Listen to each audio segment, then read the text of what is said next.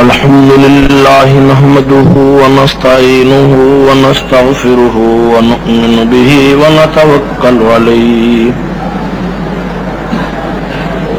ونعوذ بالله من شرور أنفسنا ومن سيئات أعمالنا من يهده الله فلا مضل له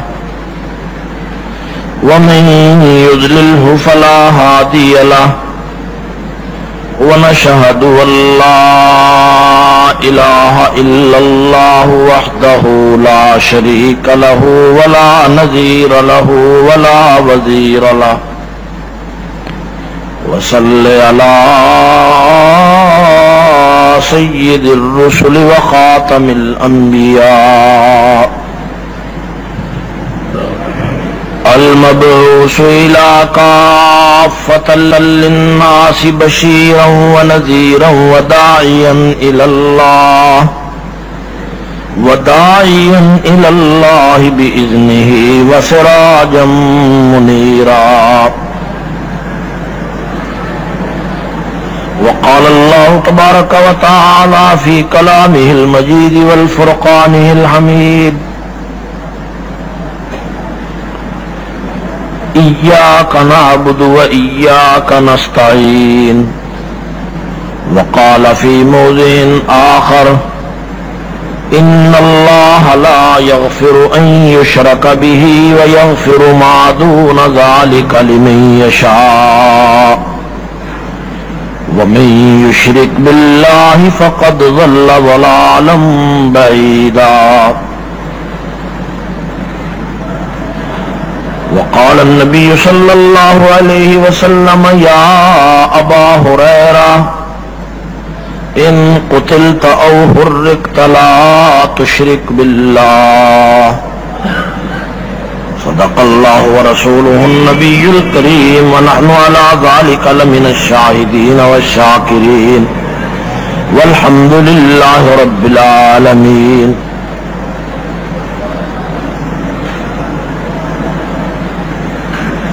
جس دور پہ نازاں تھی دنیا اب ہم وہ زمانہ بھول گئے.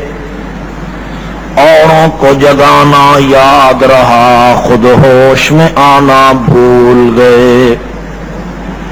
منہ دیکھ لیا آئینے میں پر داغ نہ دیکھا سینے میں. دل ایسا لگایا جینے میں مرنے کو مسلمان بھول گئے. اذان تو اب بھی ہوتی ہے مسجد کی فضا میں اے انور. جس ضرب سے دل ہل جاتے تھے وہ ضرب لگانا بھول گئے.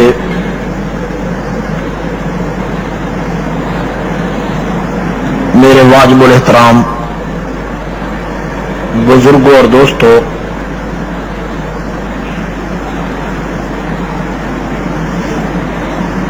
رمضان المبارک میں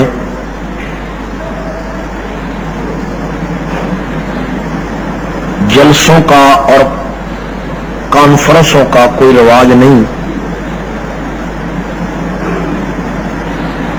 رات نوشہر ختم قرآن کا جلسہ تھا اور اسی مناسبت کی وجہ سے آج رات کو قصہ خوانی میں جلسہ ہے سیرت عائشہ رضی اللہ تعالی عنہا کے موضوع پر. اس مناسبت کی وجہ سے یہ ایک ضمنی طور پر نماز ظہر کے بعد درس قرآن کا پروگرام بنایا گیا ہے.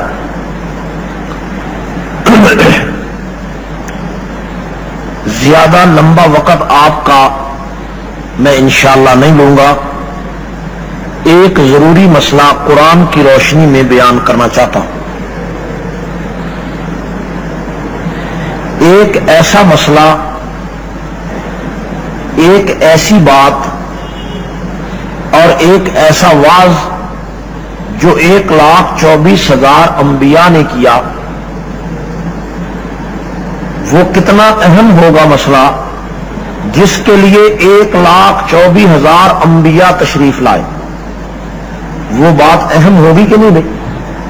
جس کے لیے اللہ نے نبی بھیجے اور ایک نبی نہیں بھیجا بلکہ 1,24,000 کم و بیش نبی آئے جس مسئلے کے لیے وہ مسئلہ بہت اہم ہوگا، وہ کوئی معمولی مسئلہ نہیں جس کے لیے اللہ نبیوں کو بھیجے اور پھر ایک کو نہیں 1,24,000 کو بھیجے اور پھر ہر نبی کو لوگ اس مسئلے کی وجہ سے پتھر ماریں، ہر پیغمبر کو اپنے گھروں سے نکالیں، ہر نبی کو برا کہیں، ہر پیغمبر کو گالیاں دیں، ہر پیغمبر کو گھروں سے نکالا جائے، ہر پیغمبر کے چہرے پر پتھر مارے جائیں، ہر پیغمبر کو راستے میں ان کے کانٹے بچھائے جائیں، ہر نبی کو اذیتیں دی جائیں، اور اس کے بعد بھی وہ پیغمبر اس مسئلے کو نہ چھوڑے، اس پیغام کو نہ چھوڑے، اس دعوت کو نہ چھوڑے۔ معلوم ہوا کہ وہ مسئلہ اتنا اہم ہے کہ ساری خدائی میں اللہ کے نزدیک اس سے بڑا کوئی مسئلہ نہیں کہ جس مسئلے کے لیے پہلے نبی بھیجے جائیں اور بعد میں پھر ان انبیاء کو گھروں سے نکالا جائے اور ان انبیاء کے چہروں پر پتھر مارے جائیں اور ان کو برا کہا جائے، لیکن پیغمبر اذیتیں اٹھا کر تختہ دار پہ لٹک کر جیلوں میں جا کر گھروں سے نکل کر بھی اس مسئلے کو نہ چھوڑے۔ معلوم ہوا کہ اس اللہ کی خدائی میں اس سے بڑا کوئی مسئلہ نہیں، اس اللہ کی خدائی میں اس سے بڑا کوئی وہ مسئلہ ہے مسئلہ توحید۔ وہ کون سا مسئلہ ہے؟ تو میں اسی کے موضوع پر کچھ باتیں عرض کرنا چاہتا ہوں۔ ہم لوگ زبان سے کہتے ہیں کہ ہم توحید کے قائل ہیں، ہم زبان سے کہتے ہیں کہ توحید پر عمل کرنا بڑا ضروری ہے، ہم زبان سے کہتے ہیں کہ توحید کے بغیر چھٹکارا نہیں، ہم زبان سے لا الہ الا اللہ بھی پڑھتے ہیں، لا الہ الا اللہ محمد رسول اللہ بھی پڑھتے ہیں، لیکن ہمارے عمل میں اور عقیدے میں توحید نہیں، ہمارے عقیدے میں توحید کی وہ روح نہیں جس کا تقاضا پیغمبروں نے کیا۔ حضور علیہ السلام نے فرمایا کہ ایک وقت آئے گا کہ لوگ شرک کریں گے لیکن ان کو یہ پتہ ہی نہیں ہوگا کہ ہم شرک کر رہے ہیں۔ ایک وقت ایسا آئے گا کہ شرک کی چال چیونٹی کی چال سے بھی زیادہ باریک ہوگی، بے آواز ہوگی، لیکن پتہ نہیں چلے گا کہ لوگ شرک کر رہے ہیں۔ ہم لوگوں نے یہ سمجھا کہ شاید شرک اسی کو کہتے ہیں کہ ایک پتھر کی مورت ہو اور اس کو سجدہ کیا جائے، ایک پتھر کی مورت ہو اس کو مشکل کشا کہا جائے، ایک پتھر کی مورت ہو اس کو خدا مانا جائے، صرف یہ شرک ہے۔ بالکل غلط بات ہے۔ شرک کا معنی کیا ہے؟ شرک کس کو کہتے ہیں؟ کہ جس چیز کا تقاضا اللہ سے کرنا ہے، جس چیز کی امید اللہ سے کرنی ہے، جو چیز اللہ سے مانگی جاتی ہے، جو چیز اللہ تعالیٰ ہی دیتے ہیں، اور جس چیز کا اللہ ہی سے تقاضا کیا جا سکتا ہے، وہ تقاضا اللہ کے علاوہ کسی بندے سے کیا جائے تو یہ شرک ہے، کسی پتھر سے کیا جائے تو یہ شرک ہے، کسی مورت سے کیا جائے تو یہ شرک ہے، کسی سورج سے کیا جائے تو یہ شرک ہے، چاند سے کیا جائے تو یہ شرک ہے، درختوں سے کیا جائے تو یہ شرک ہے، دیوتا سے کیا جائے تو یہ شرک ہے۔ جس چیز کا تقاضا اللہ سے کرنا ہے، ہم کسی بھی کائنات کے آدمی سے اس کا تقاضا کریں، اسی کا نام شرک ہے۔ اور اسی شرک کی جڑوں کو کاٹنے کے لیے 1,24,000 انبیاء دنیا میں تشریف لائے۔ ہر پیغمبر نے کلمہ دنیا کے سامنے ایک رکھا، نبیوں کا نام بدلتا رہا، پیغمبروں کا نام بدلتا رہا، لیکن دعوت ایک رہی، پیغام ایک رہا، عنوان ایک رہا، مشن ایک رہا، نصب العین ایک رہا، اور لاہ عمل ایک رہا۔ وہ لاہ عمل کیا تھا؟ لا الہ الا اللہ۔ وہ لاہ عمل کیا تھا؟ لا الہ، لا الہ۔ ہر نبی کے دور میں نمازوں کا طریقہ بدلتا رہا، زکوٰۃ کا طریقہ بدلتا رہا، حج کا عنوان بدلتا رہا، روزے کی کیفیت بدلتی رہی، لیکن لا الہ الا اللہ آدم کے زمانے میں بھی ایک تھا، حضور کے زمانے میں بھی ایک تھا، ہر پیغمبر کے زمانے میں لا الہ الا اللہ ایک تھا، فرق کوئی نہیں تھا۔ آدم علیہ السلام آئے، لا الہ الا اللہ، آدم صفی اللہ، لا الہ الا اللہ، نوح نجی اللہ، لا الہ الا اللہ، ابراہیم خلیل اللہ، لا الہ الا اللہ، اسماعیل ذبیح اللہ لا الہ الا اللہ، موسیٰ کلیم اللہ لا الہ الا اللہ، عیسیٰ روح اللہ لا الہ الا اللہ، محمد رسول اللہ۔ آپ دیکھتے ہیں کہ لا الہ الا اللہ میں کوئی تبدیلی نہیں، لا الہ الا اللہ میں کوئی فرق نہیں۔ لا الہ کا کیا معنی ہے؟ الہ کا معنی ہم نے الہ کا معنی معبود سمجھا کہ الہ کا معنی صرف معبود ہے۔ لا الہ، الہ کا معنی معبود ہو، لا الہ کا کیا مطلب کہ اللہ کے سوا کوئی معبود نہیں، بس بات ختم ہو گئی۔ یہ غلط ہے۔ الہ کا معنی صرف معبود نہیں، الہ کا معنی صرف حاجت روا نہیں، الہ کا معنی صرف سجدوں کے لائق نہیں، بلکہ الہ کے کئی معنی ہیں۔ الہ کا معنی مشکل کشا بھی ہے، الہ کا معنی حاجت روا بھی ہے، الہ کا معنی داتا بھی ہے، الہ کا معنی بگڑی بنانے والا بھی ہے، الہ کا معنی مختار کل بھی ہے، الہ کا معنی عالم الغیب بھی ہے، الہ کا معنی ہر جگہ موجود بھی ہے، الہ کا معنی ہر چیز کو دیکھنے والا بھی ہے، الہ کا معنی ہر بگڑی بنانے والا بھی ہے، الہ کا معنی ذرے ذرے کے علم والا ہے۔ جس وقت ہم کہتے ہیں لا الہ، لا ایک تلوار ہے جو الہ پر چلتی ہے، لا الہ یعنی الہ کوئی نہیں الا اللہ مگر اللہ، یعنی اللہ کے علاوہ کوئی الہ نہیں، اللہ کے علاوہ کوئی مشکل کشا نہیں، کوئی حاجت روا نہیں، کوئی بگڑی بنانے والا نہیں، کوئی ہر جگہ موجود نہیں، کوئی عالم الغیب نہیں، کوئی مختار کل نہیں، کوئی ہر جگہ موجود نہیں، کوئی ذروں کو جاننے والا نہیں، کوئی راتوں کی تاریکیوں میں سننے والا نہیں، اللہ کے سوا۔ لا الہ، لا کی تلوار الہ پہ پڑی تو تمام معنی اس میں آ گیا، الا اللہ مگر اللہ، یعنی اللہ کے سوا کوئی مشکل کشا نہیں، کوئی حاجت روا نہیں۔ ہم لا الہ الا اللہ پڑھ کے پھر حضرت علی کو مشکل کشا کہے، لا الہ الا اللہ پڑھ کے پھر خواجہ علی اجمیری کو داتا کہے، لا الہ الا اللہ پڑھ کے پھر معین الدین چشتی کو کشتی پار لگانے والا کہے، لا الہ الا اللہ پڑھ کے حضرت شیخ عبد القادر جیلانی محبوب سبحانی کو بگڑی بنانے والا کہے، بیڑے تارنے والا کہے، ہر جگہ موجود کہے، موت و حیات کا مالک کہے، اور معراج کی رات پیغمبر کو کندھا دینے والا کہے، اور زبان سے پڑھے لا الہ الا اللہ، اللہ کے سوا الہ کوئی نہیں، اور عقیدہ یہ رکھے کہ داتا علی اجمیری ہے، عقیدہ یہ رکھے کہ مشکل کشا علی المرتضیٰ ہے، عقیدہ یہ رکھے کہ پیر بھی ہر جگہ موجود ہے، عقیدہ یہ رکھے کہ نبی بھی عالم الغیب ہے، عقیدہ یہ رکھے کہ پیغمبر بھی مختار کل ہے، اور اقرار ہم نے کیا کہ لا الہ، اللہ کے سوا کوئی مختار کل نہیں، اللہ کے سوا کوئی عالم الغیب نہیں، اللہ کے سوا کوئی مشکل کشا نہیں۔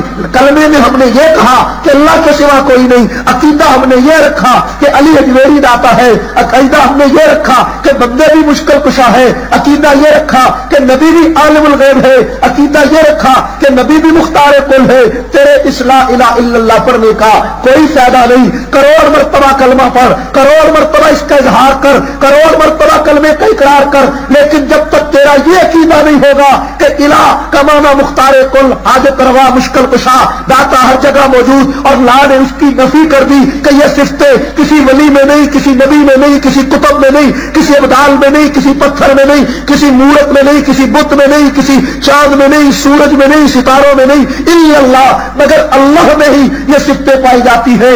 اس کے بعد تیرے کلمے کا اعتبار ہوگا، جب کلمے کا اعتبار ہو گیا پھر تیری نماز قبول ہوگی، پھر تیرا روزہ قبول ہوگا، پھر تیرا حج قبول ہوگا، پھر تیرا ذکر قبول ہوگا، پھر تیری عبادت قبول ہوگی۔ اگر لا الہ الا اللہ کا یہ معنی تو نہیں سمجھتا، صرف لا الہ الا اللہ سے یہ مطلب لیتا ہے کہ پتھر کی مورت کو سجدہ نہ کرو، باقی حاجت روا بندوں کو کہو، مشکل کشا بندوں کو کہو، عالم الغیب پیغمبر کو کہو، ہر جگہ موجود پیغمبر کو کہو، ایسا کلمہ کروڑ مرتبہ پڑھے تیرے کلمے کا کوئی اعتبار نہیں، ایسا اقرار کروڑ مرتبہ کرے تیرے کسی اقرار کا کوئی فائدہ نہیں، جب تک تو الہ کے اس پورے معنی کو سینے سے نہیں لگاتا، نہ تیرے کلمے کا اعتبار ہے، نہ تیری نمازوں کا اعتبار ہے، نہ تیرے روزے کا اعتبار ہے، نہ تیری عبادت کا اعتبار ہے۔ یہی مفہوم سمجھانے کے لیے 1,24,000 انبیاء دنیا میں تشریف لائے، ہر نبی کو لوگوں نے پتھر مارے، ہر پیغمبر کو لوگوں نے برا کہا، ہر نبی کو گھروں سے نکالا، ہر نبی کے راستے میں کانٹے بچھائے گئے، ہر پیغمبر کو جلاوطن کیا گیا، 18,000 نبیوں کو شہید کر دیا گیا، کئی ہزار 1000 नबियों को जेलों में डाल दिया गया, कुएं में डालकर पैगंबरों को जिंदा दफन कर दिया गया, लेकिन 1,24,000 अंबिया में से एक नबी भी ऐसा नहीं आया जिसने ला इलाहा इल्लल्लाह का माना तब्दील कर दिया हो, इसके माने में कुछ लचक पैदा की हो, इसके मफहूम में लचक पैदा करके खामोशी का इजहार किया हो। हर पैगंबर इसी ला इलाहा इल्लल्लाह के मफहूम को दुनिया में समझाने के लिए आया, ताकि सारी इंसानियत इस माथे को सारी दुनिया से हटाकर एक खुदा के दरवाजे पर झुकाए और सारी कायनात एक खुदा के कानून के अलावा तमाम कवानीन को मुस्तरद कर दे, एक के दरवाजे के अलावा सब दरवाजों को छोड़ दे, एक आलिमुल गैब के अलावा तमाम को आलिमुल गैब कहना छोड़ दे, एक हाजत रवा के अलावा सबकी हाजत रवाई का अकीदा छोड़ दे, एक दाता के अलावा सबके दाता होने का अकीदा छोड़ दे। सारी कायनात अपने माथों को, अपने सजदों को, अपने इबादत के महवर को एक अल्लाह के साथ मरकूज करे। यही 1,24,000 अंबिया का असल मिशन था। बात समझ में कुछ आई है? कुछ पता चला है? ला इलाहा इल्लल्लाह का मफहूम क्या है? कि अल्लाह के सिवा कोई नहीं, अल्लाह के सिवा ला इलाहा इल्लल्लाह। इलाह का सिर्फ माना माबूद नहीं, इलाह का माना मुश्किल कुशा है, इलाह का माना हाजत रवा, इलाह का माना माबूद हकीकी, इलाह का माना मसजूद, इलाह का माना हर जगह मौजूद। जब सुकत ला इसके ऊपर आया तो हर एक की नफी हो गई, हर एक की नफी हुई तो नहीं हुई, और नफी हो गई तो नहीं हो गई। यही ला का माना। नमाज में हम क्या कहते हैं? इय्या का नाबुदू, इय्या का नाबुदू व इय्या का नस्ताईन। क्या मतलब है इसका? कभी इस हकीकत पे गौर किया कि एक ऐसा लफ्ज जो हर नमाज में हम पढ़ते हैं, हर नमाज के रुकू क़याम में उसको पढ़ा जाता है, इसकी क्या वजह है कि सिर्फ सूरत फातिहा ही नमाज में क्यों पढ़ी जाती, बाकी कोई सूरत क्यों नहीं पढ़ी जाती? इसलिए कि सूरत फातिहा ला इलाहा इल्लल्लाह की रूह है। सूरत फातिहा ला इलाहा इल्लल्लाह की, और सूरत फातिहा पूरे कुरान का खुलासा है। सूरत फातिहा पूरे कुरान का निचोड़ है। निचोड़ क्यों है? इसलिए कि इसके अंदर एक ऐसा कलमा है कि जो कलमा ला इलाहा इल्लल्लाह के हकीकी मफहूम को अदा कर रहा है, और वो है इय्याका नाबुदु, इय्याका व इय्याका नस्ताईन। एक बात याद रखें, तवज्जो की जरूरत है।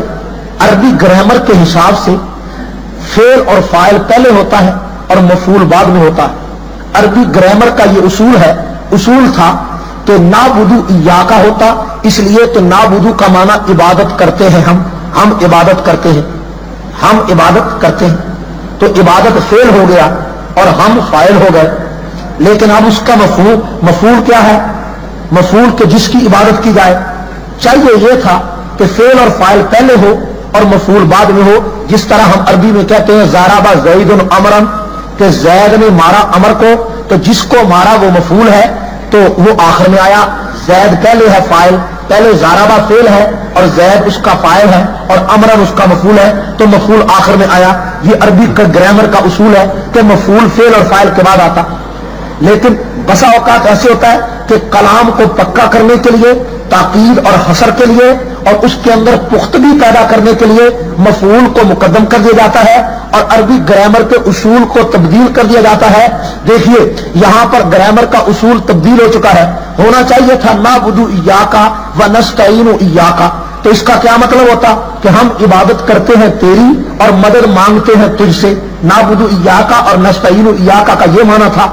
लेकिन अल्लाह ताला ने इस मफहूम को तब्दील कर दिया ताकि इसमें ताकीद पैदा हो। अगर माना इसका यह होता नाबुदु इय्याका की इबादत तेरी करते हैं, तो शक यह रह जाता कि अल्लाह के सिवा भी किसी की इबादत की जा सकती है। और नस्तईनु इय्याका होता, इसका मतलब यह होता कि मदद तुझसे मांगते हैं, तो शक फिर रह जाता कि अल्लाह के सिवा भी किसी की मदद मांगी जा सकती है। तो इस शक को खत्म करने के लिए और कलाम को पक्का करने के लिए मफूल को अल्लाह ने शुरू में जिक्र कर दिया और फाइल फाइल को बाद में जिक्र कर दिया। और इसका माना ही हो गया इय्याका नाबुदु व इय्याका नस्तईन। क्या मतलब हो गया कि इबादत करते हैं तेरी ही और मदद मांगते हैं तुझसे ही। जिस वक्त तुमने कहा कि इबादत करते हैं तेरी ही इबादत का क्या मतलब कि तेरे सिवा किसी की इबादत नहीं। और नस्तईनु इय्याका का क्या मतलब कि मदद मांगते हैं तुझसे ही।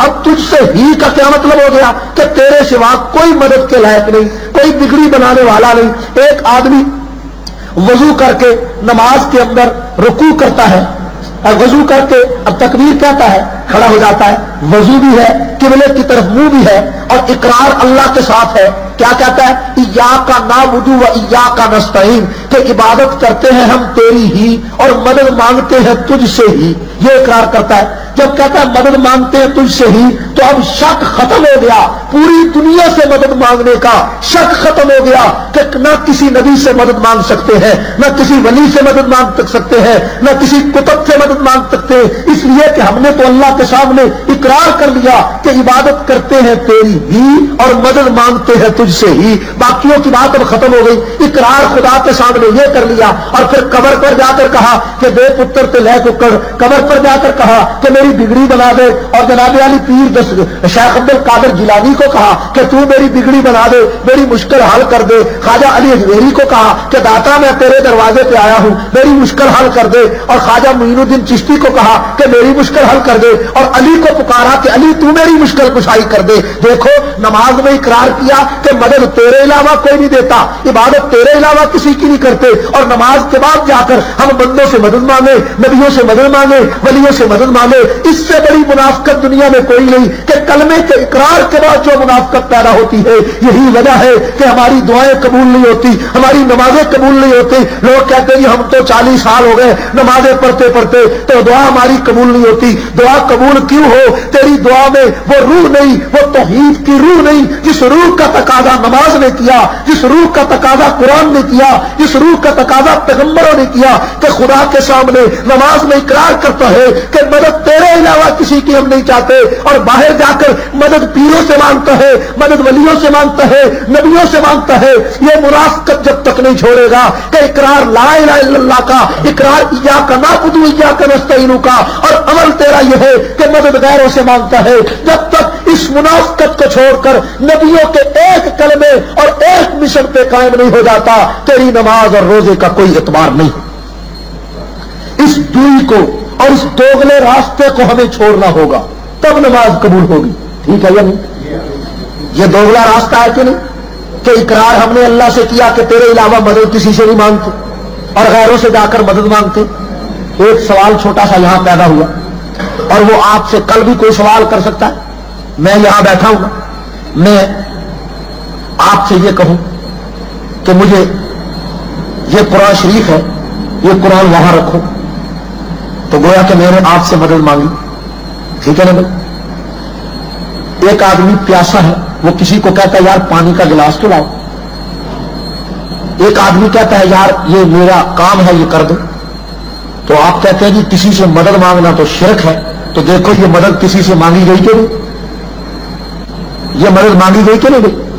کہ جی میں نے کسی کو کہا کہ یہ کتاب وہاں رکھ دو, یہ لاؤڈ سپیکر پکڑا دو, یہ پانی کا لوٹا مجھے دے دو, یہ مجھے سائیکل دے دو, میں فلاں کام ہو آؤں, مجھے موٹر سائیکل چاہیے, مجھے گاڑی چاہیے, مجھے اتنے پیسے چاہیے.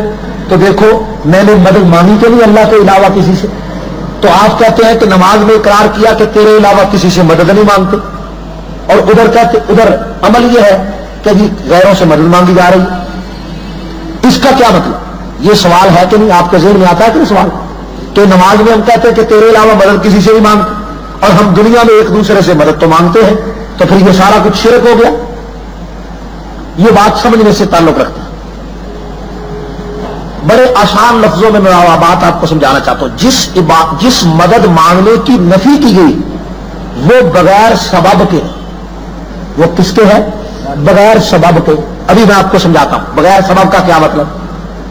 میں نے آپ سے یہ کہا کہ مجھے پانی پلاؤ, اس کے اندر سبب کیا ہے؟ مجھے پیاس لگی ہے, پانی پلاؤ. سبب ہے وہ پانی کا گلاس اور پانی کا موجود ہونا. کہ میں آپ سے کہتا ہوں مجھے پانی پلاؤ, آپ پانی اپنے پاس سے پیدا نہیں کریں گے, پانی تو باہر موجود ہے. تو آپ باہر تو اللہ کی طرف سے پانی موجود ہے, وہ لے کر میرے پاس آئیں گے. تو گویا کہ آپ خود پانی لینے کے محتاج ہو گئے. میں نے آپ سے پانی مانگا, آپ خود محتاج ہیں. پہلے برتن کے محتاج ہیں, پھر پانی ہونے کے محتاج ہیں, پھر پانی کو میرے پاس پہنچانے کے محتاج ہیں. تو گویا کہ آپ خود محتاج ہو گئے پانی کے. تو پانی کو میرے تک پہنچانا یہ سبب کے ذریعے سے ہوا. کہ پانی تھا تو تب آپ نے مجھے پہنچایا, گلاس تھا تو تب پانی میرے پاس آیا. آپ میں اتنی طاقت تھی کہ پانی میرے پاس پہنچایا تو پانی پہنچایا. تو یہ طاقت کا ہونا، پانی کا باہر موجود ہونا اور گلاس کا ہونا یہ سبب ہے. یہ کیا ہے؟ سبب. سبب کے ذریعے مدد مانگی جا سکتی ہے. اس کو آسان لفظوں میں یوں سمجھیے، ایک ڈاکٹر صاحب ہے، اس ڈاکٹر سے کوئی آدمی یہ نہیں کہتا کہ مجھے شفا دے. اس ڈاکٹر سے کوئی آدمی یہ نہیں کہتا کہ میرے سر میں درد ہوا، آپ کے سر میں درد ہوا، تو آپ کو فوراً ایک آدمی مشورہ دے گا کہ فلاں ڈاکٹر کے پاس چلے جاؤ. یہ کہتا ہے کہ نہیں کہتا؟ کیوں؟ اس لیے کہ ڈاکٹر تجھے دوائی دے گا اور دوائی کے بعد تجھے آرام آئے گا. یہ ڈاکٹر کا دوائی دینا یہ سبب ہے. یہ کیا ہے؟ سبب ہے. اگر ڈاکٹر دوائی نہ دے شفا ہو سکتی ہے؟ مجھے بتاؤ. تو ڈاکٹر نے جو شفا دی ہے وہ سبب کے ذریعے سے دی ہے. ڈاکٹر تو بغیر سبب کے شفا نہیں دے سکتا. تو سبب کے ذریعے کسی سے مدد مانگنا کفر نہیں. سبب کے ذریعے، سبب کے بغیر مانگنا کفر ہے. دیکھیے ہم اللہ سے کہہ سکتے ہیں کہ اے اللہ ہمیں شفا دے، کہہ سکتے ہیں کہ نہیں؟ کوئی سبب نہیں. بغیر دوائی کے اللہ شفا دے سکتا ہے؟ دے سکتا ہے کہ نہیں؟ ہم اللہ سے کہتے ہیں کہ اے اللہ مجھے بیٹا دے، بغیر طاقت ہونے کے، اپنے پاس طاقت نہیں، لیکن اللہ سے بغیر طاقت کے دعا کی جا سکتی ہے کہ اللہ مجھے اولاد دے. حضرت زکریا علیہ السلام کی عمر 90 سال سے زیادہ تھی، طاقت کوئی نہیں تھی. ابراہیم علیہ السلام کی عمر 120 سال کی، بیوی کی عمر 90 سال تھی. میاں بیوی کوئی طاقت نہیں رکھتے تھے بچہ پیدا کرنے کے لیے، لیکن اللہ سے دعا مانگی کہ اللہ بچہ دے دے. اللہ نے اسی حالت میں ان کو بچہ دے دیا. تو معلوم ہوا کہ سبب کے بغیر مدد اللہ دے سکتا ہے. کہ بچہ بچی دینے کی طاقت آدمی میں صحت میاں بیوی کی نہ بھی ہو تب بھی بچہ بچی مل سکتا ہے. دیکھو سبب کیا ہے کہ میاں بیوی کے ساتھ بچہ ملتا ہے. لیکن آدم علیہ السلام بغیر ماں اور باپ کے پیدا کیے، سبب کوئی نہیں. عیسیٰ علیہ السلام بغیر باپ کے پیدا کیے، سبب کوئی نہیں. تو سبب کے بغیر مدد اللہ دیتا ہے اور سبب کے ساتھ مدد بندوں سے آدمی مانگ سکتا ہے. ڈاکٹر سے کہتا ہے ڈاکٹر جی مجھے میرے سر میں درد ہے کچھ کرو، کیا مطلب ہے؟ کہ ڈاکٹر جی دوائی دو. یہ مطلب نہیں کہ ڈاکٹر جی شفا دو، اس لیے کہ شفا تو ڈاکٹر کے بھی اختیار میں نہیں. ڈاکٹر تو آگے دوائی کا محتاج ہے. جب ڈاکٹر دوائی کا محتاج ہے وہ شفا کیسے دے سکتا ہے؟ ڈاکٹر تو ہیلا کرے گا. ہیلا کسی سے کروانا، ہیلا کرنا یہ کوئی شرک نہیں ہے، یہ سبب کے ذریعے مدد ہے. جو مدد سبب کے ساتھ مانگی جاتی ہے اس کو مانگنا شرک نہیں. جو بغیر سبب کے مانگی جاتی ہے اس کا مانگنا شرک ہے. ہم پیر کی قبر پر جا کر کہیں میری مشکل حل کر دے، درمیان میں سبب کوئی نہیں، یہی شرک ہے. ہم پیر کی قبر سے کہیں مجھے شفا دے دے، ہم یہ درمیان میں سبب کوئی نہیں، یہی شرک ہے. ہم پیر سے کہتے مجھے لڑکا لڑکی دے دے، سبب کوئی نہیں، یہ شرک ہے. ہم پیر سے کہتے میری بگڑی بنا دے، پیر قبر میں پڑا ہے اور ہم کہتے میری بگڑی یہاں سے آ کر بنا دے، درمیان میں سبب کوئی نہیں، یہ شرک ہے. تو اگر میں اس دنیا میں کسی آدمی سے کوئی مدد مانگوں یہ سبب کے ساتھ ہے. مجھے پتا ہے کہ یہ آدمی جو میرا کام کرے گا اس میں خود بھی طاقت نہیں، اس کو بھی طاقت اللہ نے بخشی ہے. اگر اس کا وسیلہ موجود ہو پھر یہ میری مدد کر سکتا ہے. لیکن جو مدد بغیر وسیلے کے اور بغیر طاقت کے ہو سکتی ہے وہ اللہ کے سوا کوئی نہیں دے سکتا. جو سبب کے بغیر مدد دیتا ہے، چابی نہ ہو تالا کھول سکتا ہے، بچیاں بیوی نہ ہو بچے دے سکتا ہے، اور جناب علی دوائی نہ ہو شفا دے سکتا ہے، اور کوئی آسرا بظاہر نہ ہو آسرا پہنچا سکتا ہے. پانی کے لیے کشتی نہ ہو تو پانی میں بغیر کشتی کے آدمی کو بچا سکتا ہے. بغیر کسی ہیلے کے اللہ مدد دے سکتا ہے. انسان کی مدد، انسان جو مدد دیتا ہے یہ انسان تو خود اللہ کا محتاج ہے. جو خود محتاج ہو کر کسی کو مدد دے نہ وہ خالق ہوتا ہے، نہ وہ مالک ہوتا ہے، نہ وہ داتا ہوتا ہے، نہ وہ مشکل کشا ہوتا ہے. مشکل کشا وہ ہے جو بغیر سبب کے مدد دے اور وہ اللہ کے سوا اور کوئی، اللہ کے سوا. حضرت علی کو کوئی آدمی مشکل کشا ہے تو ان سے یہ پوچھو کہ حضرت علی تو خود بیچارے مشکلوں میں پھنسے رہے، مشکلوں میں پھنسے رہے کہ نہیں؟ بولو بھائی. حضرت علی پر یہ مشکل آئی تھی کہ نہیں کہ شادی کا وقت ہے، 2 اونٹ انہوں نے پال رکھے تھے. حضرت حمزہ نے انہوں دونوں اونٹوں کو پہ چھری پھیر دی. اس وقت شراب حرام نہیں ہوئی تھی، نشے میں حضرت حمزہ نے اونٹوں کے گلے پر چھری پھیر دی. اب بتاؤ جب اونٹوں کے گلے پہ چھری پھیر دی، وہ اونٹ پالے تھے حضرت علی نے شادی کے خرچ کے لیے، تو حضرت علی کو جب پتا چلا کہ میرے اونٹوں پر میرے چچا نے چھری پھیر دی تو حضرت علی روتے ہوئے حضور کے پاس آئے اور شکایت کی کہ یا رسول اللہ میرے اونٹ ذبح کر دیے چچا نے. حضور شکایت سن کر چچا کے پاس چلے تو چچا کو دیکھا کہ وہ نشے کی حالت میں. رسول اللہ نے کوئی بات نہیں کی، بغیر بات کیے واپس آ گئے. حضرت علی نے فرمایا یا رسول اللہ آپ میرے کام کے لیے آئے تھے اور چچا کو کچھ نہیں کہا. حضور نے فرمایا حمزہ نشے میں تھا، اگر میں کوئی بات کرتا اور وہ آگے سے نشے میں مجھے غلط جواب دیتا تو وہ کافر ہو جاتا، اس لیے میں خاموش ہو کر واپس آ گیا۔ تو اونٹوں کے گلے پہ چھری چلی، حضرت علی رونے لگے۔ یہ واقعہ بخاری شریف میں ہے، حدیث کی کتابوں میں ہے۔ جو آدمی خود روتا ہے وہ تیرا مشکل کشا کیسے؟ جس کے اوپر خود مشکل آئی وہ مشکل کشا ہو سکتا ہے؟ بولو تو صحیح، مشکل کشائی کر سکتا ہے؟ آپ دیکھیے حضرت علی رضی اللہ تعالیٰ عنہ کے اوپر خود مشکل آئی کہ ان پر عبد الرحمن بن ملجم نے حملہ کیا، قاتلانہ حملہ کیا، وہ شہید ہو گئے۔ ان پر اپنی مشکل آئی کہ نہیں آئی؟ وہ اپنی شہادت کو روک سکے، وہ اس قاتل کی تلوار کو روک سکے، خود پر مشکل آئی، شہید ہو گئے۔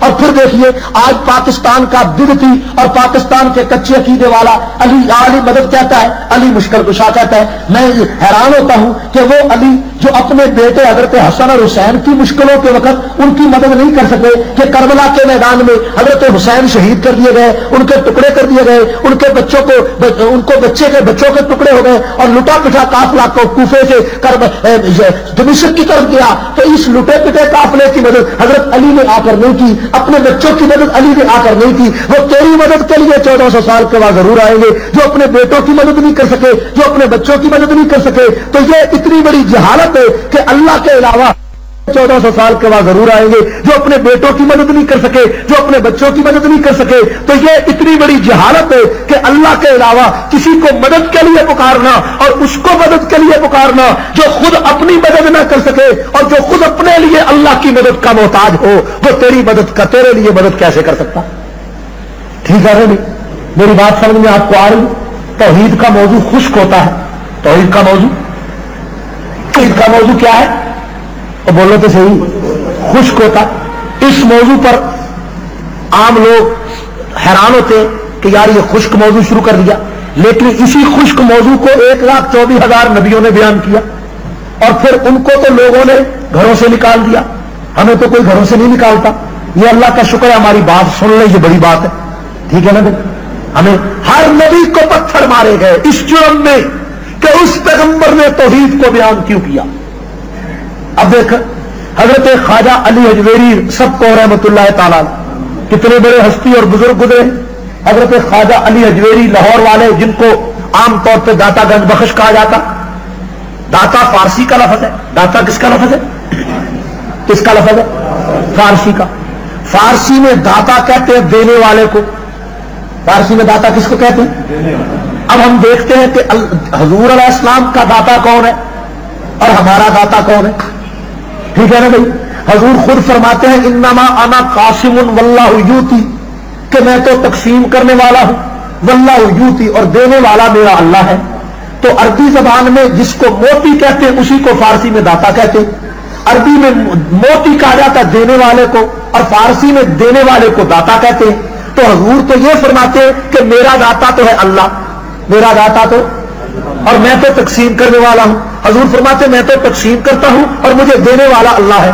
اب دیکھو حضور کے داتا تو ہو اللہ، اور میرے اور آپ کے داتا گلی گلی میں ہو، شہر شہر میں ہو، کوچے کوچے میں ہو، تو جو داتا حضور کا ہے وہی داتا ہمارا ہونا چاہیے کہ نہیں چاہیے؟ اب دیکھو حضرت خواجہ علی اجویری کتنے بڑے بزرگ گزرے، لیکن ساری زندگی اللہ کی عبادت کی، لیکن ان کو اللہ نے اولاد نہیں دی۔ ان کو اللہ نے اولاد، کتنے بڑے ولی تھے، ان کو اللہ نے اولاد نہیں دی۔ اب دیکھو اولاد اگر دینے والے ہی وہ ہوتے، آج پورا پاکستان کے بہت کچے عقیدے والے لاہور میں جا کر ان کی قبر پہ اولاد مانگتے۔ سوال پیدا ہوتا ہے کہ جس کے پاس خود اولاد نہیں، وہ آپ کو اولاد کیسے دیں گے؟ ہے جی؟ وہ اللہ کے ولی تھے، ولی برحق تھے، قطب عالم تھے، اور بہت بڑا انہوں نے کام کیا، اور پنجاب میں اور بر صغیر میں ان کے قدموں کی بدولت دین روشن ہوا، ان کی وجہ سے دین چمکا، ان کی وجہ سے اسلام پھیلا، ان کی وجہ سے روشنی اسلام کی پورے ہندوستان میں پھیلی، اس میں کوئی شک نہیں، اس میں کوئی شک۔ لیکن دینے والا ان کو بھی اللہ تھا، اور دینے والے نے ان کو اولاد نہیں دی، دینے والے نے ان کو اولاد نہیں دی۔ تو آج ہمارے پاکستان کے کچے عقیدے والی عورتیں ان کے دربار قبر پہ جا کر کہتی دے پتر تو لے پکڑ، وہ خود اپنے آپ کے لیے تو پتر نہیں لے سکے بیٹا، اور تمہیں وہ بیٹا دیں گے۔ کتنے بڑے ہستی تھے۔ داتا کا معنی دینے والا، اور دینے والا ہمارا تو اللہ ہے۔ ہمارا کون ہے؟ اور نبیوں کا کون ہے؟ اللہ۔ اور ولیوں کا داتا کون ہے؟ اللہ۔ تو ہمارا داتا بھی اللہ۔ تو حضرت شیخ سید علی حجویری رحمۃ اللہ علیہ ولی وقت ہے. ولی ہونا، کامل ہونا، بزرگ ہونا، کتب ہونا، ابدال ہونا اپنی جگہ، اور داتا اللہ کے سوا کوئی نہیں، داتا صرف اللہ ہے. شیخ خواجہ علی حجویری اللہ کا نیک بندہ ہے، ولی کامل ہے، کتب وقت ہے، اس کے قدموں کی بدولت ہندوستان میں اسلام پھیلا، لیکن دینے والا اللہ کے سوا کوئی، دینے والا اللہ کے سوا. آپ دیکھیں حضرت خواجہ سلطان العارفین سلطان باہو رحمۃ اللہ علیہ کا نام آپ نے سنا؟ سلطان باہو کا بہت بڑی ہستی گزری ہے، کتنی بڑی ہستی گزری ہے، لیکن ان کی اپنی کوئی اولاد نہیں. کتنی بڑی ہستی گزری ہے لیکن ان کی اپنی کوئی اولاد نہیں، اور اپنی بھی اولاد نہیں. تو اور اس وقت جو ان کا زیادہ نشین ہے اس وقت فیاض الحسن، اس کی بھی کوئی اولاد نہیں. اور لوگ عورتیں اس سے مدد مانگنے جاتی ہیں کہ ہمیں بیٹا دو، اور خود اس کی اپنی اولاد نہیں ہے. جی دینے والا کون ہے؟ دینے والا کون ہے؟ اب دیکھو حکیم الامت مولانا اشرف علی تھانوی سب کو رحمۃ اللہ علیہ حکیم الامت ہے، امت کے حکیم ہے، بڑی کتابیں لکھی، ساری دنیا کو نسخے بتائے بہشتی دیور کی شکل میں، کہیں طب نبوی لکھی اور کہیں بیاض محمدی لکھی اور کہیں اعمال قرآنی لکھی کہ پوری دنیا کو ہر مسئلے کا حل بتا دیا. ٹھیک ہے، مسئلے کا حل بتا دیا، لیکن ان کی اپنی کوئی اولاد نہیں، لیکن ان کی اپنی کوئی اولاد نہیں. ساری کائنات کو درس دیا، حکمت کا، توحید کا، طب کا نسخے بتائے اور ایسی دانائی اور حکمت کی باتیں بتائی، لیکن خود ان کو اللہ اولاد نہیں دی. معلوم ہو گیا کہ کسی کا حکیم ہونا، کسی کا حکمت والا ہونا، کسی کا ولی کامل ہونا، کسی کا نسخوں کو بتانا اس بات کی دلیل نہیں ہوتا کہ وہ مالک و مختار ہو گیا، بچہ بچی دینے والا ہو گیا. ایسی بڑی بڑی ہستیوں کو خدا نے اولاد نہ دے کر دنیا کو بتا دیا کہ یہ خزانے میرے پاس ہے، ان کے پاس نہیں ہے، میرے سوا کسی کو کوئی اولاد نہیں دے سکتا، میرے سوا کسی کو کوئی اولاد دے سکتا ہے. اور آپ دیکھیے خود حضور علیہ الصلوۃ والسلام کی ذات اقدس کو دیکھیے، 4 صاحبزادیاں، 3 صاحبزادے حضور صلی اللہ علیہ وسلم کے، صاحبزادیاں بڑی ہیں، صاحبزادے چھوٹے ہیں. صاحبزادیاں زندہ رہی اور صاحبزادے فوت ہو گئے. 2 پہلے بچے فوت ہو گئے، پھر تیسرا بچہ اللہ نے دیا تو وہ جب بیمار ہوا، حدیث شریف میں موجود ہے کہ رسول اللہ صلی اللہ علیہ وسلم کے گود میں ابراہیم ان کے صاحبزادے ہیں اور وہ بیمار ہیں، ان کی جان نکل رہی ہے، اتنی بیمار، اتنا بخار ہے حضور کے بیٹے کو. اب دیکھو حضور صلی اللہ علیہ وسلم اپنے بیٹے کو اپنے ہاتھوں میں لیے بیٹھے. بخاری شریف کی روایت ہے کہ حضور نے اپنے بیٹے کو خطاب کر کے کہا کہ یا ابراہیم، اے ابراہیم، انا بفراقک لمحزونین، بیٹے ہم تیرے غم میں بڑے پریشان ہیں. حضور اپنے بیٹے کے غم میں پریشان ہے.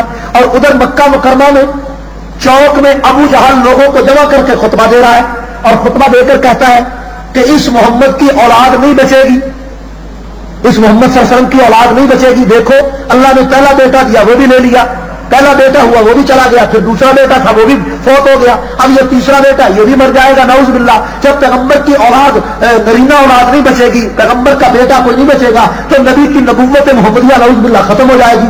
یہ ابو جہل پروپیگنڈا کرتا تھا. حضور علیہ السلام کو اس پروپیگنڈے کا علم ہوا کہ یہ کہتا ہے کہ اس محمد کا یہ بیٹا بھی نہیں بچے گا. تو حضور علیہ السلام کی آنکھوں سے آنسو نکل آئے اور رو کر کہا کہ اے اللہ، تو نے اپنے دشمنوں کو کتنے کتنے بچے دیے اور میں تیرا آخری رسول ہوں، اور مجھے تو نے جو بچے دیے وہ اٹھا لیے، یہ ایک آخری بچہ ہے، یہ بھی تو مجھ سے لے کر جا رہا ہے. پیغمبر کی آنکھوں سے آنسو جاری ہے، لیکن حدیث میں ہے کہ شام کو وہ بچہ بھی فوت ہو گیا اور پیغمبر اپنے بچے کو نہیں بچا سکے. معلوم ہو گیا کہ بچوں کو بچانا اللہ کے سوا کسی کے اختیار میں ہے، کسی کے اختیار میں. اور یہاں غلط لوگوں نے حضرت پیران پیر رحمۃ اللہ علیہ کی طرف یہ عقیدہ منسوب کر دیا کہ جناب ان کے پاس عورت آئی اور اس عورت نے کہا کہ میرا ایک بچہ تھا، اسرائیل نے اس کی جان نکال لی، اسرائیل نے اس بچے کی جان نکالی، میں رو رہی ہوں، اتنے عرصے سے بچہ نہیں تھا، بچہ ملا تو اسرائیل لے گیا. تو پیران پیر نے اسی وقت اسرائیل کو بلایا اور بلا کر اس کے منہ پہ ایک تماچا مارا اور ان سے روحوں کا تھیلا چھین لیا. اور روحوں کا تھیلا جب چھینا تو سارے مردے قبروں سے نکل کر بھاگ گئے. دیکھو بھائی کتنا غلط عقیدہ ہے. یعنی رسول اللہ صلی اللہ علیہ وسلم اپنے بیٹے کو نہیں بچا سکے، پیغمبر نے تو اسرائیل سے روحوں کا تھیلا نہیں چھینا. پیغمبر کے پاس تو فرشتے آتے ہیں اور پیغمبر روح کو روک نہیں سکتے، اور پیران پیر کے پاس وہ عورت آئی اور روحوں کا تھیلا انہوں نے چھین کر اور سارے مردے زندہ کر دیے. اس سے بڑا شرک دنیا میں کیا ہوگا، اس سے بڑا کفر دنیا میں کیا ہوگا جو اولیاء اللہ کے نام پر دنیا میں جاری ہے یا نہیں؟ بولو. ایک عقیدہ یہ غلط مشہور ہو گیا کہ حضرت مائی رابعہ بصری حج کرنے گئی تو خانہ کعبہ 3 میل باہر نکل آیا استقبال کرنے. یہ عقیدہ بھی ہے. خانہ کعبہ 3 میل استقبال کرنے باہر نکل آیا. حالانکہ حقیقت کیا ہے؟ خود حضور علیہ السلام صلح حدیبیہ کے موقع پر گئے, 4-6 میل باہر پیغمبر حدیبیہ کے مقام پر بیٹھے رہے. ابو سفیان مکے کے سردار نے کہا کہ محمد عمرہ نہیں کر سکتے. پیغمبر پریشان ہو کر 6 میل کے فاصلے سے واپس چلے گئے. 400 میل کا سفر کر کے رسول اللہ آئے اور مکے میں آپ کو داخل نہیں ہونے دیا گیا. 6 میل باہر پیغمبر بیٹھے رہے اور اسی حالت میں رسول اللہ واپس چلے گئے. پیغمبر کے لیے تو خانہ کعبہ استقبال کرنے نہیں آیا, مائی رابعہ بصری کے لیے آ گئے. دیکھو کتنا غلط عقیدہ ہے کہ رسول اللہ کے لیے تو کعبہ نہیں آتا, مائی رابعہ بصری کے لیے آ جاتا ہے. یہ جہالت کے وہ عقیدے ہیں کہ جن سے شرک نے جنم لیا. شرک نے جنم لیا کہ نہیں لیا؟ بولو.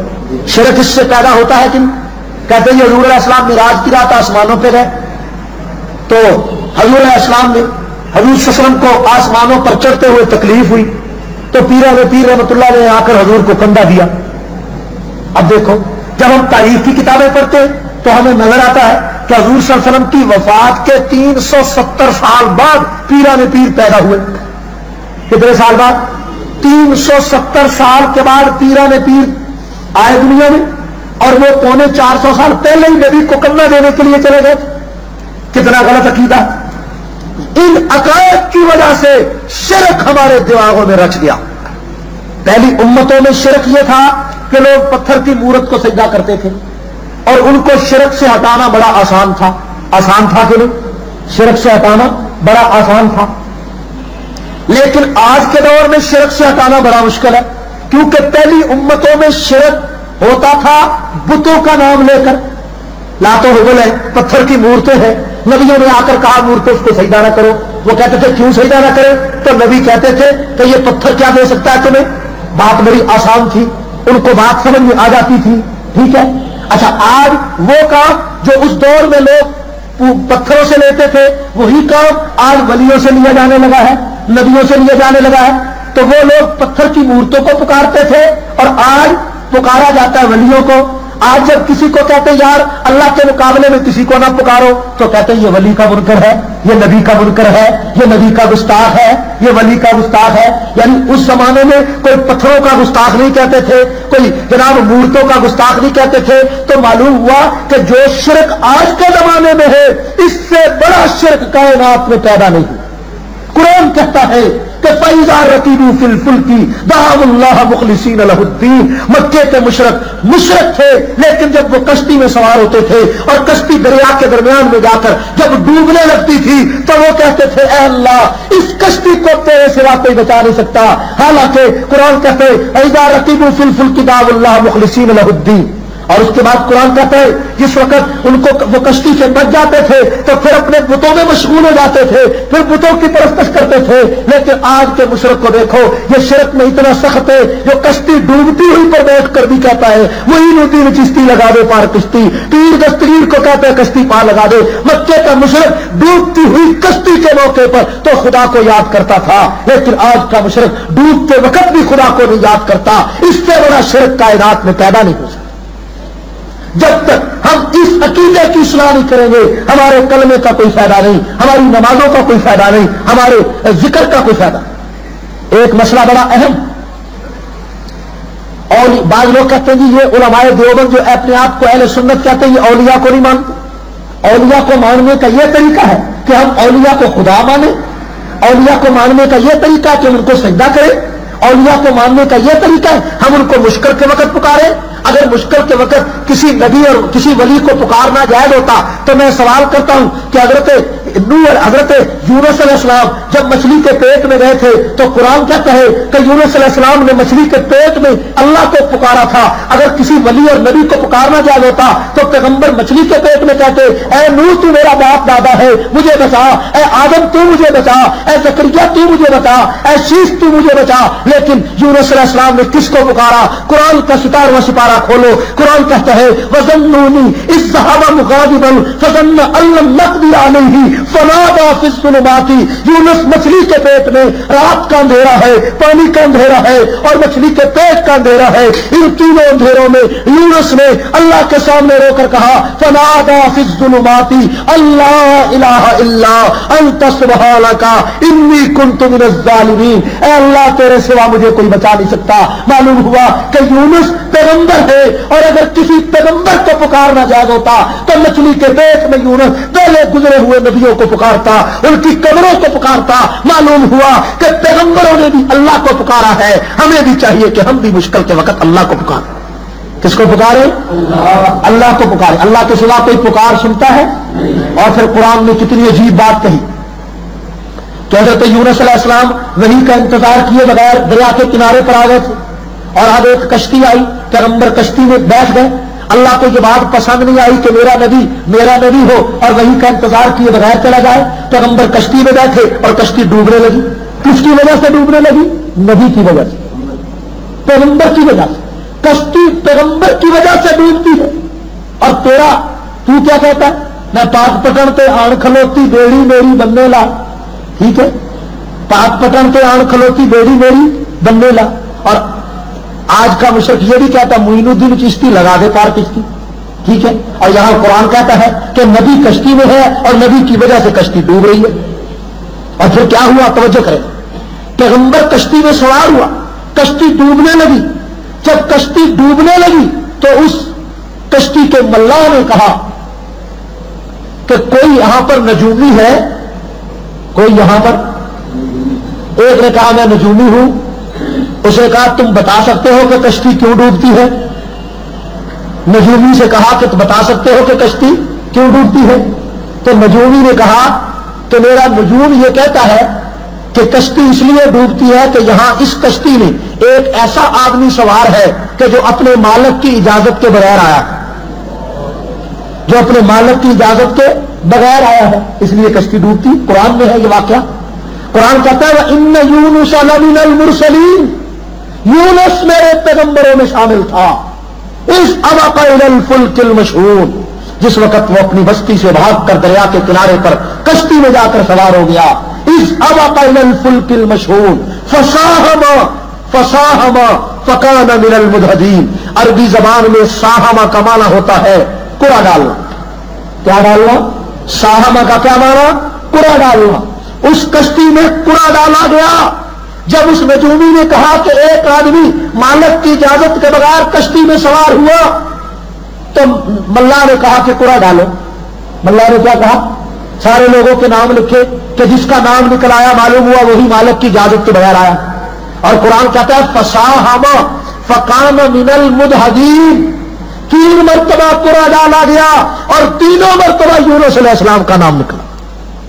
مجھے بتاؤ کہ پیغمبر کے وجود سے کشتی ڈوب رہی، کس کے وجود سے؟ نبی کی وجہ سے۔ کیوں؟ اللہ کا حکم نہیں آیا۔ جب اللہ کا حکم آ جاتا ہے تو کشتی بچ جاتی ہے، جب حکم نہیں آتا تو وجود پیغمبر کا بھی ہو تو کشتی اس کی وجہ سے بھی ڈوب جاتی ہے۔ فَسَاهَمَ فَكَانَ مِنَ الْمُدْحَضِينَ۔ آگے قرآن نے اتنی پیاری بات کہی، میں کہتا ہوں کہ ایسی بات سن کر انسان حیران ہو جاتا۔ بڑی عجیب بات قرآن نے بڑی عجیب بات کہی، فَلَوْلَا أَنَّهُ كَانَ مِنَ الْمُسَبِّحِينَ۔ قرآن کہتا ہے کہ 40 دن پیغمبر مچھلی کے پیٹ میں اللہ کے دروازے پہ روتا رہا۔ وَظَنُّونِ إِذْ ذَهَبَ مُغَاضِبًا، نون عربی زبان میں مچھلی کو کہتے ہیں۔ وَظَنُّونِ، اے کملی والے اس مچھلی والے پیغمبر کو یاد کر، إِذْ ذَهَبَ مُغَاضِبًا، جب وہ اپنی قوم سے غصے ہو کر چلا گیا تھا۔ فَظَنَّ أَن لَّن نَّقْدِرَ عَلَيْهِ، جب وہ اس بات پر گمان کر گیا تھا کہ میں اس قوم پر حاوی نہیں ہو سکتا۔ فَظَنَّ أَن لَّن نَّقْدِرَ عَلَيْهِ فَنَادَى، کیا ہے؟ فَنَادَى فِي الظُّلُمَاتِ، اندھیروں میں نبی اللہ کے سامنے رویا۔ فنادا، ندا لگائی، فریاد لگائی۔ تو ندا لگاتا ہے تیر کو، تو ندا لگاتا ہے ملنگ کو، اور نبی نے ندا لگائی اللہ کو، اس کی۔ فنادا فی الظلمات، کیا کہا؟ اللہ الہ الا انت، لا الہ الا انت سبحانک، اے اللہ تیرے سوا کوئی قادر نہیں، تیرے سوا کوئی مالک نہیں، تیرے سوا کوئی پاک نہیں، تیرے سوا کوئی خالق نہیں۔ الا انت سبحانک انی کنت من الظالمین، اور میں قصوروار ہوں. میں کیا ہوں؟ نبی کیا کہتا ہے؟ میں قصوروار ہوں، تیرے سوا کوئی مجھے بچانے والا نہیں. یہ کیا ہے؟ یہ سیف الملوک ہے، یہ پکی روٹی ہے، یہ شیریں فرحات کا قصہ ہے کہ یہ اللہ کا قرآن ہے؟ یہ کیا ہے؟ قرآن. قرآن کے لفظ میں شک ہے؟ قرآن کی کسی بات میں شک ہے؟ قرآن نے کیا کہا کہ پیغمبر مچھلی کے پیٹ میں اللہ کے سامنے روتا رہا، اور قرآن کہتا ہے فلولا انہ کان من المسبحین. اگر نبی اللہ کے دروازے پر نہ روتا، اگر نبی خدا کی تسبیح بیان نہ کرتا، فلولا انہ کان من المسبحین للبث فی بطنہ الی یوم یبعثون. تو پیغمبر قیامت کی صبح تک مچھلی کے پیٹ میں رہتا. پیغمبر قیامت کی صبح تک للبث فی بطنہ الی یوم یبعثون. قیامت کی صبح تک نبی مچھلی کے پیٹ میں رہتا. یہ قرآن ہے کہ نہیں؟ بولو. تو نبیوں کا مشکل کشا کون ہے؟ نبیوں کا حاجت روا کون ہے؟ نبیوں کا دینے والا کون ہے؟ بگڑی بنانے والا کون ہے؟ ہر چیز ہر جگہ موجود کون ہے؟ ہر چیز کو جاننے والا کون ہے؟ ہر دکھ کا دور کرنے والا کون ہے؟ جس وقت ہمارا یہ عقیدہ پختہ ہو جائے گا، ہم کامل مسلمان اس وقت ہوں گے. کامل مسلمان جس وقت یہ عقیدہ پکا ہوگا. ٹھیک ہے یا نہیں؟ یہ میری بات ٹھیک ہے میرے دوستوں؟ ایک دو باتیں ضروری ہیں آخر میں عرض کرتا ہوں. ایک مسئلہ ہے اولیاء اللہ کے ماننے کا، کہ اولیاء اللہ کو ماننے کا کیا طریقہ ہے. ایک بات یاد رکھیں، کائنات میں کوئی انسان ایسا نہیں جو مسلمان ہو اور اللہ کے ولیوں کی عظمت کا قائل نہ ہو. یہ بات یاد رکھیں. یہ نہیں ہو سکتا کہ ایک آدمی اللہ کو مانے اور اللہ کے دوست کو نہ مانے. یہ ہو سکتا ہے کہ اللہ کو مانے اور اللہ کے ولیوں کو اللہ نہ مانے. یہ ہو سکتا ہے. یہ ہے ایک آدمی اللہ کو مانے اور اللہ کے ولیوں کو ولی مانے، ولیوں کو ولی مانے، اللہ نہ مانے. ٹھیک ہے؟ اللہ کے ولی تھے کہ اللہ تھے؟ بولو. ولی تھے. اور اللہ کا ولی ہوتا ہے، خدا نہیں ہوتا. اور یہ کہ کسی کو بچہ بچی دینا، کسی کی بگڑی بنا دینا، یہ خاصہ اللہ کا ہے، ولی کا نہیں. اللہ کے ولی کا نہیں. اللہ کا ولی دعا کرتا ہے، اللہ چاہے قبول کرے، اللہ نہ چاہے نہ قبول کرے. ٹھیک ہے نہیں؟ کہتے جی انہوں نے بڑیاں محنت کیتیاں نے، یہ سب کچھ کرا سکتے. ٹھیک ہے؟ یہ سب کچھ اگر یہ سب کچھ کرا سکتے تو پیغمبر کا پتر فوت ہو گیا تو نبی کے پتر نو نہیں بچا سکے ہے. نبی مچھلی کے پیٹ گیا تو آپ کو نہیں نکل سکیا ہے جی. نوح علیہ السلام تو طوفان میں خود نہیں نکل سکے، اپنے بیٹے کو نہیں بچا سکے، بیٹا سامنے غرق ہو گیا. ہوا یا نہیں ہوا؟ ابراہیم اپنے باپ کی بخشش تو نہیں کرا سکے، حضور اپنے چچا کی بخشش تو نہیں کرا سکے. اگر خود بخود کرا سکتے ہیں تو پھر انہوں نے یہ سب کچھ کیوں نہیں کرایا؟ ولی ہوتا ہے، خدا نہیں ہوتا. ولی ہوتا ہے، خدا. ولیوں کی ولایت پر حق ہے. حضرت پیران پیر شیخ عبد القادر جیلانی محبوب سبحانی رحمت اللہ علیہ کی ولایت پر حق ہے. حضرت خواجہ قطب الدین بختیار کاکی رحمت اللہ علیہ کی ولایت پر حق ہے. حضرت خواجہ معین الدین چشتی اجمیری کی ولایت پر حق ہے. حضرت مجدد الفسانی کی ولایت پر حق ہے. خواجہ لال شہباز قلندر کی ولایت پر حق ہے. حضرت بابا فرید الدین گنشکر کی ولایت پر حق ہے. حضرت خواجہ علی اجمیری کی ولایت پر حق ہے. ولیوں کی ولایت پر حق ہے. ولی ہوتے ہیں، خدا نہیں ہوتے. ولی ہوتے ہیں، خدا. اور اہل سنت علماء دیوبند کا یہی مسلک ہے کہ ولیوں کے برکت سے اسلام پھیلتا ہے، ولیوں کی وجہ سے دین پھیلتا ہے. ولیوں کے وجود کی برکت ہوتی ہے، لیکن اس کے باوجود ولی ہوتا ہے، خدا نہیں ہوتا. ولیوں کے وجود کی برکت ہے لیکن ولی ہوتا ہے، خدا. ہاں، ولی کے ہاتھ سے کرامت صادر ہوتی ہے، نبی کے ہاتھ سے معجزہ صادر ہوتا ہے. معجزہ صادر اگر نبی کے ہاتھ سے کوئی ایسا کام صادر ہو جو عقل میں نہ آئے، جو عقل میں، اس کو معجزہ کہتے ہیں. اس کو کیا کہتے ہیں؟ اور اگر ولی کے ہاتھ سے کوئی ایسی بات صادر ہو جو عقل میں نہ آئے، اس کو کرامت کہتے ہیں. ٹھیک ہے؟ کرامت اور معجزے میں براہ راست اللہ کا اختیار ہوتا. براہ راست ولی چاہے تو میں معجزہ دکھلاؤں، نہیں دکھلا سکتا. نبی چاہے میں کرامت دکھلاؤں، نہیں دکھلا سکتا. کیوں؟ حضور نے چاہا کہ میں اصحاب کہف کا بتا دوں، نہیں بتا سکے 17 دن تک. حضور نے چاہا کہ میں ذوالقرنین کا لوگوں کو بتا دوں، سوال کرتے تھے، نہیں بتا. کیوں؟ اللہ نے نہیں چاہا تھا.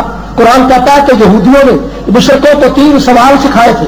ایک سوال تھا کہ اصحاب کہف کس کو کہتے ہیں, دوسرا سوال تھا کہ ذوالقرنین کس کو کہتے ہیں, تیسرا سوال تھا کہ روح کس کو کہتے ہیں. مشرکین مکہ نے حضور سے سوال کیے کہ اگر آپ سچے نبی ہیں تو تینوں سوالوں کا جواب دیں. حضور نے فرمایا میں کل کو جواب دوں گا. کل آئی تو پھر فرمایا کل کو جواب دوں گا. پھر کل آئی تو فرمایا کل کو جواب دوں گا. اس طرح 17 دن گزر گئے. کتنے دن گزر گئے؟ کتنے دن گزر گئے؟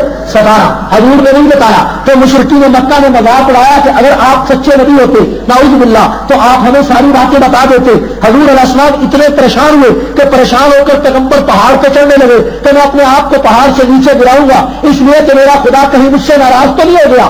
اس غصے میں اس پریشانی میں پیغمبر پہاڑ پہ چڑھنے لگے تو جبرائیل امین قرآن کی یہ وحی لے کر آئے. 15واں سپارہ سورۃ کہف اٹھا کر دیکھو. قرآن کہتا ہے ولا تقولن لشیء انی فاعل ذلک غدا الا ان یشاء اللہ. اے پیغمبر تو نے ان کو یہ کہا تھا کہ میں کل کو جواب دوں گا, پھر کہا کل کو جواب دوں گا. اپنے کل کے ساتھ تو نے انشاءاللہ کا لفظ کیوں نہیں کہا؟ تو نے یہ کیوں نہیں کہا کہ اگر اللہ نے چاہا تو کل کا جواب دوں گا؟ اس لیے خدا ناراض ہو گیا تھا اور خدا نے 17 دن تک وہی نہیں اتاری. معلوم ہوا کہ پیغمبر چاہتا ہے وہ نہیں ہوتا, ہوتا وہ ہے جو خدا چاہتا ہے, ہوتا وہ ہے جو خدا چاہتا ہے. چنانچہ اللہ نے چاہا تو 17 دنوں کے بعد وہی آئی اور نبی نے کیا چاہا تھا کہ دوسرے دن وہی آ جائے, وہی نہیں آئی. معلوم ہوا کہ یہ غیب کی خبر کا نبی کو بتایا جانا, غیب کی پوشیدہ بات کا نبی کو علم ہو جانا یہ اللہ کے اختیار میں ہے, یہ پیغمبر کا معجزہ ہے. لیکن جب اللہ چاہتے ہیں اس وقت صادر ہوتا, جب اللہ چاہتے ہیں اس وقت. اور دوسری طرف دیکھیے کہ اللہ نے چاہا نبی کی انگلی سے اشارہ کیا, چاند کے 2 ٹکڑے ہو گئے. چاند کے 2 ہو گئے یا نہیں ہو گئے؟ بولو تو صحیح. نبی نے چاہا چاند کے 2 ٹکڑے ہو گئے. لیکن مشرکین مکہ نے کیا کہا تھا کہ اے پیغمبر ہم تمہیں خدا تب مانیں گے جب میرے سامنے آسمان پر چڑھ کر دکھا. تو پیغمبر کے اختیار میں نہیں تھا, اللہ نے نہیں چاہا تو نہیں ہوا, ہوا یا نہیں ہوا. اب دیکھو یوسف علیہ السلام باپ سے ان کے بھائی لے جا کر بھائیوں نے یوسف کو کنویں میں ڈال دیا, ڈالا یا نہیں ڈالا؟ بولو تو صحیح. کنویں میں ڈالا. 3 میل کا فاصلہ تھا. یعقوب علیہ السلام کو پتا چلا کہ میرا بیٹا 3 میل کے فاصلے پر ہے. کیوں؟ اللہ نے نہیں بتایا.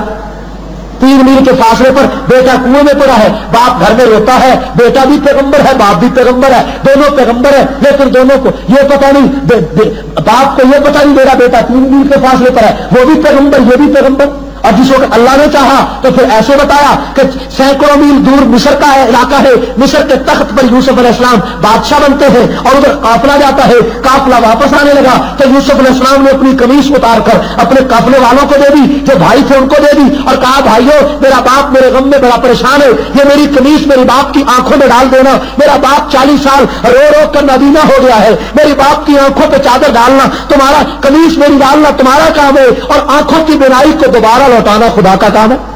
یہ قرآن کہتا ہے کہ اذهبوا بقمیصی ھذا فالقوه علی وجه ابی یاتی بصیرا, کہ میرے باپ کی آنکھوں پہ قمیص میری ڈالنا تمہارا کام ہے, بینائی واپس لوٹانا خدا کا کام ہے. اور ادھر پیغمبر نے قمیص دے دی اور میل سینکڑوں دور تھے کرام کا علاقہ. یعقوب علیہ السلام اٹھ کر بیٹھ کے, ادھر قمیص چلی, ادھر پیغمبر اٹھ کر بیٹھ گیا اور کیا کہا یعقوب علیہ السلام نے؟ قرآن کہتا ہے کہ یعقوب نے کہا کہ انی لاجد ریح یوسف لولا ان تفندون. او بیٹو مجھے اگر تم بوڑھا کھوسٹ نہ کہو تو میں تمہیں بتاتا ہوں کہ آج 40 سال کے بعد مجھے یوسف کی خوشبو آ رہی ہے. مجھے بتاؤ 3 میل کے فاصلے پر بیٹا کون تھا, نبی کو پتہ نہیں تھا. اور کیوں؟ اللہ نے نہیں چاہا تھا, اللہ آزمائش کرنا چاہتے تھے. اور جب خدا نے چاہا 40 سال کے بعد ہزاروں میل دور قمیص چلتی ہے, پیغمبر کو بتا دیا کہ تیرے بیٹے کی قمیص آ رہی ہے اور اس کی خوشبو آ رہی. ٹھیک ہے, یہ بتانے والا کون ہے؟ ایک آخری بات توجہ سے سماعت فرمائے. حضرت اسماعیل علیہ السلام کے گلے پر چھری چلانے کا حکم اللہ نے دیا یا نہیں دیا؟ بولو. اللہ نے فرمایا ابراہیم گلے پہ چھری چلا. چھری چلانے والا کون ہے؟ پیغمبر. چھری سہنے والا کون ہے؟ پیغمبر. اسماعیل بھی چاہتے ہیں چھری چل جائے, ابراہیم بھی چاہتے ہیں چھری چل جائے. ان کو پتا تھا چھری نہیں چلے گی؟ بولو. پتا تھا. اگر پتا تھا تو امتحان کیسا؟ امتحان تو تب ہوگا نا کہ پتا نہیں ہے کہ چھری چلے گی کہ نہیں. اللہ نے ابراہیم کو حکم دیا کہ بیٹے کے گلے پہ چھری چلا. ٹھیک ہے, ان کو یہ پتا تھا کہ چھری نہیں چلے گی. اگر پتا تھا تو امتحان کیسا؟ اگر یہ پتا ہو کہ جی کل کو اگر میں کنویں میں چھلانگ لگاؤں تو میں ڈوبوں گا نہیں, اگر چھلانگ لگا دے کوئی کمال ہے؟ بولو. کمال تو تب ہے کہ یہ پتہ نہ ہو.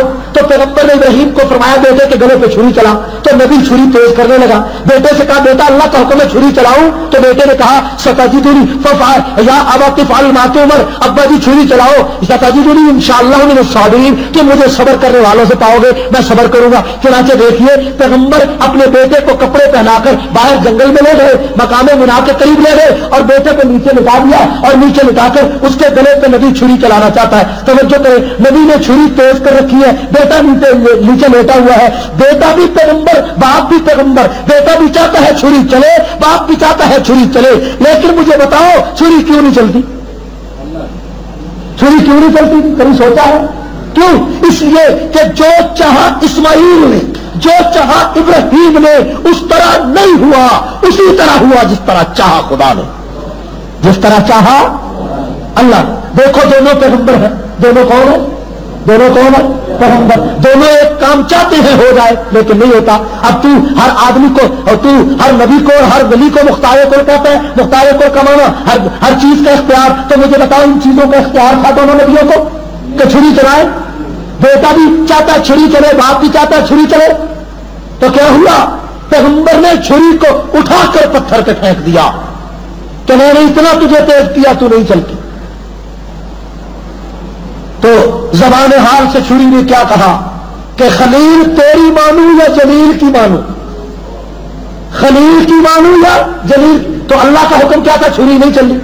ٹھیک ہے نہیں, اللہ تعالیٰ ہمیں سمجھنے کی توفیق دے. ولی ولی ہوتا ہے, اس کے ہاتھ سے کرامت صادر ہوتی ہے. کیسے کرامت ہوتی ہے؟ امیر شریعت سید عطا اللہ شاہ بخاری رحمۃ اللہ علیہ اپنی بارک میں اللہ کا قرآن پڑھ رہے اور چکی خود بخود چلتی جا رہی.